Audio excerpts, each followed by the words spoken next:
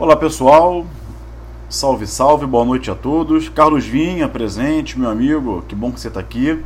Vamos lá, todo mundo entrando, boa noite. Monteiro, Delacate, Isa, todo mundo entrando, boa noite a todos mais uma vez. Vamos lá. Hoje é quinta-feira, dia de Periscope. Estou um pouco atrasado, espero que vocês não me deem falta. Não me reprovem por falta. Vamos lá, todo mundo. Besteirol apenas. Aqui não tem besteirol não. Helena, Cleiton. Vamos lá. Amigos, então estamos com 80, 90 quase. Muito bem. O dia inteiro assistindo a minha aula? Como é que você aguenta assistir a minha aula todo dia? Não é? Brincadeira, obrigado pelo carinho.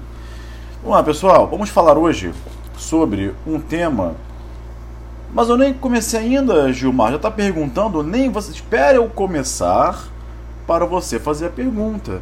Senão a gente inverte a ordem aí e vira uma bagunça, né? Enfim, vamos agora voltar àquele nosso clima, ambiente de sala de aula. Felipe Tenório sempre presente. Vamos lá. Claro, não sou melhor professor, Aline. Não existe concurso, seleção para melhor professor. Não existe o melhor professor. O que existe é um professor que você se identifica mais, que você tem mais facilidade, que te faz entender a matéria. Não é? Você não tem que procurar um professor que tenha cargo público ou que não tenha cargo público. Você não tem que procurar um professor que tenha determinado cargo público. Você tem que procurar um professor que tenha um conhecimento amplo, tá bem? E te faça entender a matéria. Não que te fique empurrando dicas e macetes, porque você não vai entender a matéria assim, mas que te faça raciocinar, pensar e entender, tá bem? Vamos lá. O que é? Sibil? Não. Vamos lá. Vamos lá. Vocês ficam me colocando em maus lençóis. Vamos lá. Amigos, vamos começar então. O tema de hoje é descaminho. E eu tô rindo porque, enfim. E quando eu falo de descaminho, eu tenho que falar também de contrabando. Tá bem? Agora vejam, muita gente fala assim, contrabando e descaminho, como se fosse a mesma coisa, mas não são a mesma coisa, né? Então qual o crime? O crime é contrabando e descaminho. Não são. Isso é igual falar, ampla defesa e contraditório, como se fosse uma coisa só. Não são. São coisas muito diversas. Vamos diferenciar o contrabando do descaminho, tá bem? E depois entrar nas questões. Só que eu sei que você sabe que no contrabando, produto importado ou exportado é proibido. E no descaminho o produto é permitido, porém não se paga o tributo devido. Eu sei que você sabe disso. E você sabe que eu sei que você sabe. Mas eu vou falar para construir um raciocínio. Tá bem? Então vou falar. No contrabando, o objeto material do crime é produto proibido. O agente importa ou o agente exporta um produto que no Brasil é proibido. Essa proibição pode ser uma proibição absoluta, ou seja, em qualquer caso é proibido, em nenhuma hipótese é permitido, ou pode ser uma proibição relativa.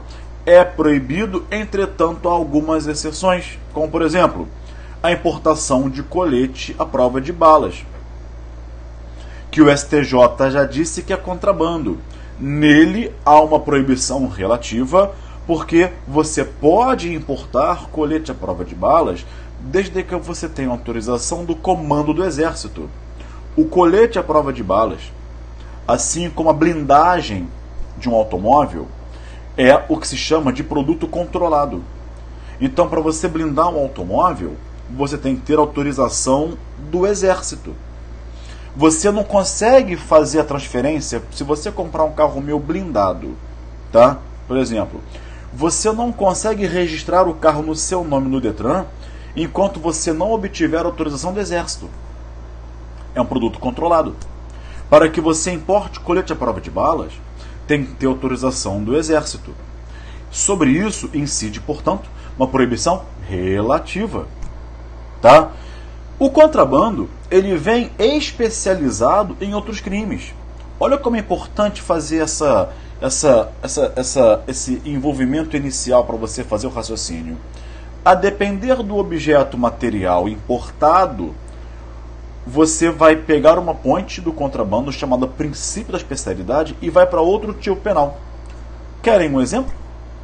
Se o produto importado for droga, lá na portaria 344 de 98, vai ser tráfico de drogas, deixa de ser um contrabando e passa a ser um tráfico de drogas. Se o produto importado for medicamento falsificado, não é contrabando e passa a ser o artigo 273 do Código Penal. Se o produto importado for arma de fogo, deixa de ser contrabando e passa a ser o tráfico internacional de arma de fogo, artigo 18 do Estatuto do Desarmamento. Se o produto importado for arma de fogo, atenção, de uso exclusivo das Forças Armadas, deixa de ser contrabando e passa a ser o crime lá do artigo, anote aí, artigo 12 da lei dos crimes contra a segurança nacional. A lei dos crimes contra a segurança nacional é a lei 7.170 de 83. Então vejam vocês que justamente pelo produto, objeto material do contrabando ser um produto proibido, é que do contrabando surgem várias especialidades. E isso não acontece com o descaminho. O descaminho, ele não vem especializado em tantos outros tipos penais. O descaminho, ele não tem tanta especialidade. Por quê? Porque o produto é permitido. Então, por exemplo, você que viajou para algum lugar no exterior e trouxe um telefone celular, ou um iPad, um tablet, um notebook, um netbook, e não pagou a tributação devida lá no aeroporto. Você praticou um descaminho. Eu vou repetir. Arma proibida, arma de uso exclusivo das Forças Armadas. Então vou repetir. O contrabando vem especializado lá se for arma de uso exclusivo das Forças Armadas. Anota aí, Aline. Tânia. Artigo 12 da Lei 7170/83. Essa lei é a lei dos crimes contra a segurança nacional. Tá bem? Muito bem. Então, vejam vocês que o que te parecia, isso é lógico, isso é mole, contrabando, produto proibido, descaminho permitido. Mas para de tratar a matéria como assim, com esse desprezo, embora sem intenção, claro, mas no desprezo natural. Essa é mole, contrabando, proibido. Para com esse desprezo natural, que você acaba errando a questão de prova por isso. Então notem que de uma questão simples de identificar as diferenças, você consegue ter várias outras hipóteses e que viram questões de prova, não é? Tudo bem? Agora, já disse o STJ, por exemplo, importação ilegal do colete balístico sem autorização do comando do Exército, proibição relativa. Aí você vai lá, isso é crime do Estatuto do Desarmamento. Não é contrabando. Mas se for arma, é Estatuto do Desarmamento. Então fiquem sempre atentos a essa questão da especialidade, porque sempre vem em prova. Uma outra distinção muito importante entre o contrabando e o descaminho é a seguinte. Notem a diferença. Eu vou falar mais uma vez para forçar o raciocínio, para ver se você capta a minha mensagem. No contrabando, o produto é proibido, né? No descaminho, o produto é permitido, porém não se paga o tributo devido. Por exemplo, se tu importares um bem, não é? Tem que pagar imposto de importação. Percebeu a diferença? Percebeu? Eu não quero perguntar e responder, eu quero induzir vocês ao raciocínio, porque é assim que se ensina, é assim que se estuda e é assim que se aprende. Se no descaminho eu tenho o não pagamento do imposto de importação, do imposto de exportação Nitidamente, o descaminho é um crime que tem natureza fiscal. O descaminho é um crime que tem natureza tributária. O que não acontece com o contrabando. Porque no descaminho eu importo produtos para vender, eu importo bicicleta motorizada para vender. Só que eu faço uma importação e deixo de pagar o imposto de importação. Então, quer dizer, o descaminho tem uma característica fundamental para o nosso estudo que o contrabando não tem. Na medida em que o descaminho é um crime fiscal. Na medida em que o descaminho tem natureza tributária. Ok? A gente tem que definir quem vem aqui para ensinar e quem vem aqui para aprender. Porque se ficar antecipando o que eu vou falar na conclusão, legal, eu sei que você está estudando, mas você joga por terra todo o raciocínio que eu estou fazendo e atrapalha os colegas. Então, quando começar a falar, não conclua. Eu sei que você sabe, mas eu quero fazer um raciocínio para vocês acompanharem. Tá? Então, vamos lá. O descaminho tem natureza fiscal, natureza tributária. Isso faz toda a diferença. A primeira diferença qual é? Se eu tenho um crime de natureza tributária, isso pode te fazer pensar em quê? Na súmula vinculante 24.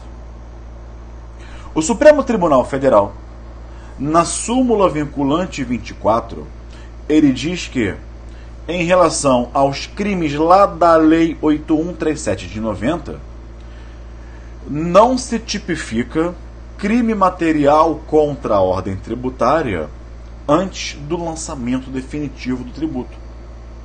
Mas, Gabriel, o que seria então o lançamento definitivo do tributo? Pensa comigo.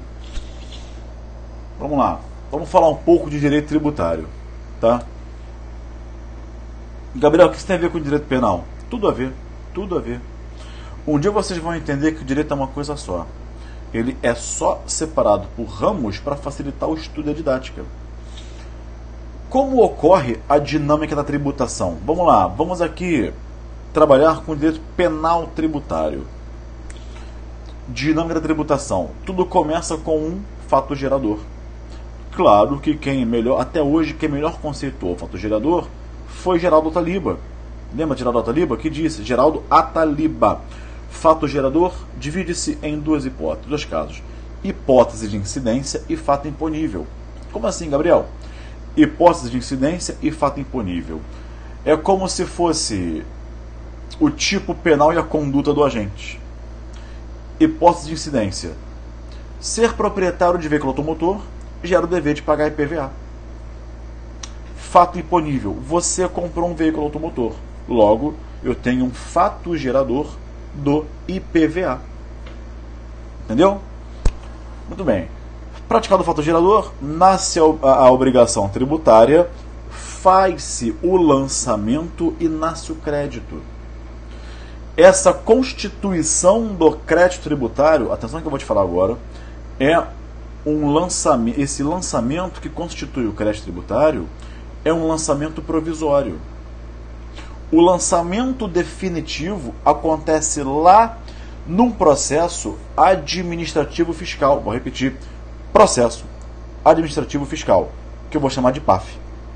É nesse PAF que será concluído se houve a efetiva sonegação. O que isso tem a ver, Gabriel? Tem a ver que a conclusão desse PAF, dizendo que houve a efetiva supressão ou redução do tributo, é aquilo que o Supremo Tribunal Federal chamou de lançamento definitivo. Então, aquele lançamento lá do artigo 142 do CTN, feito pela autoridade fazendária, é um lançamento provisório. O lançamento definitivo consiste na conclusão do PAF, processo administrativo fiscal, que dirá definitivamente se houve a efetiva sonegação. Então, guardem essas palavras. A isso, o Supremo Tribunal Federal chamou de, guardem as duas palavras que eu vou te falar agora, lançamento definitivo. E aí, o que isso tem a ver? vem a súmula vinculante 24 e diz que os crimes do artigo 1º, incisos 1 a 4 da Lei 8.137 de 90, que trata dos crimes contra a ordem tributária, não se configura antes do lançamento definitivo do tributo. Em outras palavras, esses crimes, artigo 1º, incisos 1 a 4 da Lei 8.137 de 90, só se configuram quando houver, em âmbito administrativo, o final do PAF, do processo administrativo fiscal, que conclua pela efetiva redução, supressão ou sonegação do tributo. Enquanto o PAF não for concluído, não existe crime. Mas, Gabriel, o que isso tem a ver? Tem tudo a ver. Porque esse entendimento o STJ aplicava também para o descaminho, que é o tema de hoje. Então, para o STJ, até 2014, ao descaminho, aplicava-se a orientação estampada na súmula vinculante 24. Portanto, o descaminho só se configurava, o descaminho Felipe Tenório só se tipificava após o lançamento definitivo. Entenderam isso? Ou seja, como o descaminho tinha natureza tributária, e realmente tem, o tratamento foi equiparado ao dos crimes contra a ordem tributária. E por essa razão, aplicar a súmula vinculante 24 ao descaminho. Coisa que nunca se sustentou em relação ao contrabando. O contrabando não dependia da conclusão do PAF para a consumação, mas o descaminho sim. Porque o descaminho é um crime que tem natureza tributária, dentro do qual só negam-se tributos. Ou melhor, dentro do qual se sonegam tributos. Tudo bem? Então, essa era uma grande distinção. Para o descaminho, aplicava-se a súmula vinculante 24 do Supremo Tribunal Federal e o crime consumava-se tão somente após o lançamento definitivo. O contrabando não. Então, essa é uma grande diferença. O contrabando consumava-se com a prática da conduta, quando a mercadoria tocava, entrava ou saía do território brasileiro. Só que, em 2014, 2015, por ali, o STJ mudou sua posição. Por quê? Porque passou a entender que o descaminho é crime formal. E a partir de então, o STJ, entendendo que o descaminho é crime formal, não se exige mais o lançamento definitivo do tributo. Ou seja, para a configuração do descaminho, não precisa mais daquilo que o Supremo Tribunal Federal chamava e chama até hoje, inclusive está na súmula vinculante 24, escrito, não precisa do lançamento definitivo. Mas o STJ falou isso usando a outra expressão. Enquanto o Supremo Tribunal Federal usa a expressão lançamento definitivo, o STJ usa a expressão prévio esgotamento da via administrativa. Ou seja, nas palavras dos ministros do STJ, para a configuração do descaminho, não se exige mais o prévio esgotamento da via administrativa. O descaminho passou a ter a natureza de crime formal. Hoje não se aplica, mas é importante você evoluir no raciocínio e entender toda essa sistemática. Sobretudo, amigos, os porquês das coisas. Por que era assim?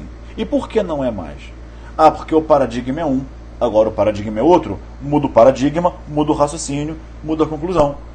Para o STJ, o descaminho era crime material. Se era material, não é? Premissa, material. Tem que ter um definitivo, lançamento definitivo e consumava-se. Muda o paradigma, é crime formal. Logo, não preciso mais do lançamento definitivo. Então você muda o paradigma, muda o raciocínio, muda a conclusão. Isso é estudo. Tá? Uma outra diferença foi que já anteciparam aqui, de forma correta, claro, em relação ao princípio da insignificância. Em relação a esse princípio, o STF e o STJ eram pacíficos. Aliás, em 2005, 2003, 2002, por ali, o valor base para a insignificância, na Lei 10.522 de 2002, anotem aí, artigo 20 da Lei 10.522 de 2002. O artigo 20 falava em R$ 2.500.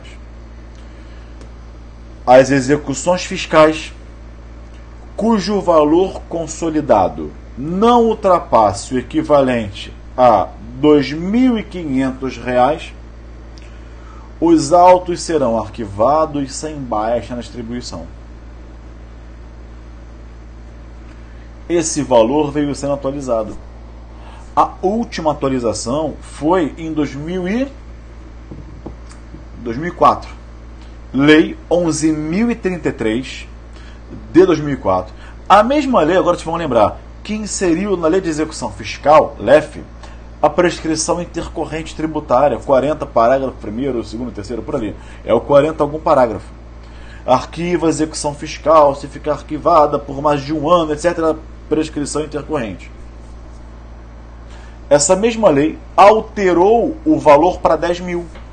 Bom, aí como pensaram STF e STJ? Bom, se tem uma lei que diz que até 10 mil reais os autos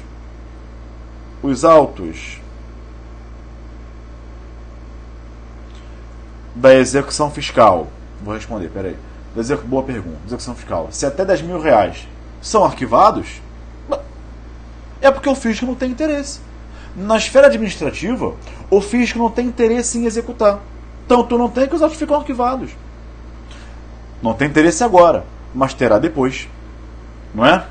Então vejam, a partir de então, o STF e o STJ firmaram seus entendimentos, elevando o valor como critério para insignificância. Pelo artigo 20 da Lei 10.522 de 2002, aplica-se a insignificância se o valor sonegado tanto para a Lei 8.137 quanto para o descaminho não ultrapassar 10 mil reais. Aplica-se àquela hipótese o princípio da insignificância. 10 mil reais. Mas, Gabriel, pera lá, 10 mil é muito dinheiro. É para mim, é para você. Mas para o fisco que arrecada bilhões, trilhões por ano, 10 mil passa a ser insignificante. No universo de trilhões, quadrilhões, 10 mil passa a ser insignificante.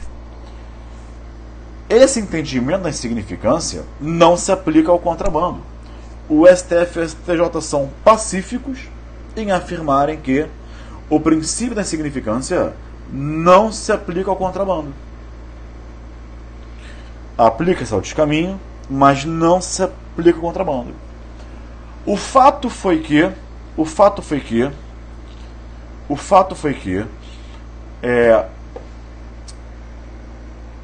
nesse caso estavam pacíficos STF e STJ, até que em 2012 tivemos o advento da portaria 75 do Ministério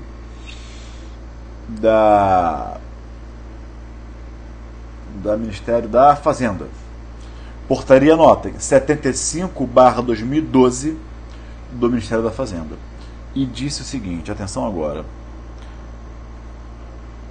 os autos das execuções fiscais cujo valor consolidado não ultrapasse 20 mil reais,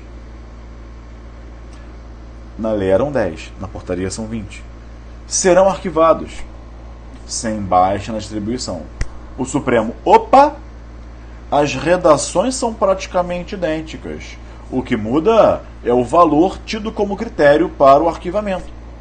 Se a portaria elevou o valor de 10 para 20 mil, está elevado também o patamar para a consideração da incidência do princípio da insignificância. Foi então que o STF destacou-se do STJ. Notem que até então ambos aplicavam a insignificância se o valor sonegado não ultrapassasse 10 mil. Com a portaria aumentando para 20, o STF destacou-se do STJ e passou a entender diferente, ou seja, o Supremo Tribunal Federal passou a entender, a partir de então dessa portaria, que o princípio da insignificância seria aplicado se o valor sonegado não ultrapassasse 20 mil.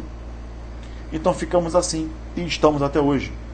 O STJ entende que o princípio da insignificância aplica-se se o valor sonegado não ultrapassar 10 mil. E para o Supremo Tribunal Federal, a insignificância aplica-se se o valor sonegado não ultrapassar 20 mil. E estão hoje degladiando-se em posições diferentes nesse momento no qual quero saudar o professor Aurélio Burro, presente aqui na minha live. Obrigado, grande professor de Direito Civil, civilista de ponta. Dá um alô aí, Aurélio, dá um aí, boa noite dele. Boa noite, sigam esse cara, que ele é fera em Direito Civil, tá? Um abraço, meu amigo, obrigado pela presença, tá? Muito bem, uma pergunta que fizeram, Gabriel, esse entendimento da súmula vinculante 24, que o STJ aplicava para o descaminho e deixou de aplicá-lo, aplica-se também para outros crimes de natureza tributária? A exemplo do crime de apropriação indébita de contribuição previdenciária. O crime de apropriação indébita de contribuição previdenciária, artigo 168-A. A exemplo também do crime de sonegação de contribuição previdenciária do artigo 337-A do Código Penal. Aplica-se? Sim. O STJ aplica esse entendimento tanto para o artigo 168-A quanto para o artigo 337-A. Ou seja, permaneceu aplicando o entendimento do que eles chamam de prévio esgotamento da via administrativa, que é o teor da súmula vinculante 24 do Supremo Tribunal Federal, aos crimes do artigo 1º da Lei 8.137/90, crime tributário. Continua aplicando para o 168-A a apropriação indébita de contribuição previdenciária. Continua aplicando para o 337-A também do Código Penal, sonegação de contribuição previdenciária. Diz o artigo 1º da Lei 8.137/90, 168-A e 337-A, os três são crimes, o quê? Materiais. Se são materiais, exige-se o prévio esgotamento da via administrativa, mas o descaminho não. O descaminho é formal. O que o STJ fez? Mudou o paradigma. E aí tem que mudar a conclusão. Não tem jeito. Você não pode concluir diferente sendo o mesmo paradigma. Então o que se faz? Muda lá em cima o paradigma. Opa! O crime é formal. Se é formal, mudou o paradigma, a conclusão não tem jeito, gente. Tem que ser diferente. Tá bem? Bom, meus amigos, estamos com quase 30 minutos de Periscope. Obrigado pela presença de vocês. Terei que deixá-los, horário regulamentar. Quem quiser, trouxer tua sogra do exterior, tráfico internacional de drogas, ou de arma, né? De uso proibido. Brincadeira. As sogras merecem todo o nosso carinho. A minha sogra é realmente uma pessoa fantástica. Eu adoro minha sogra. Pessoa muito legal, de verdade, tá? Muito bem. Amigos, quer aprender direito penal definitivamente? Um direito penal raciocinado, sem decoreba, com todas as teorias? Não comprem meu curso. Não, Gabriel, não. Não comprem meu curso. Não comprem o meu curso, por favor, não adquiram.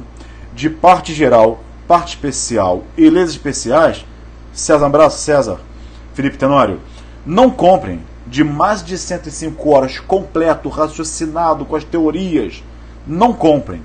Por quê? Porque semana que vem vai estar com um descontaço. Eu não posso falar. Tá? Monteiro, grande pergunta. Ambos são crimes de competência, sim, da Justiça Federal. Tá? Obrigado pelo acréscimo. Você, o César, o Tenório, sempre acrescentando. Eu não posso falar, mas acho que não tem ninguém aqui perto, eu vou falar. Semana que vem será a semana do Black Friday no curso Fórum. E o meu curso completo estará com duas grandes vantagens. 50% de desconto, metade do preço.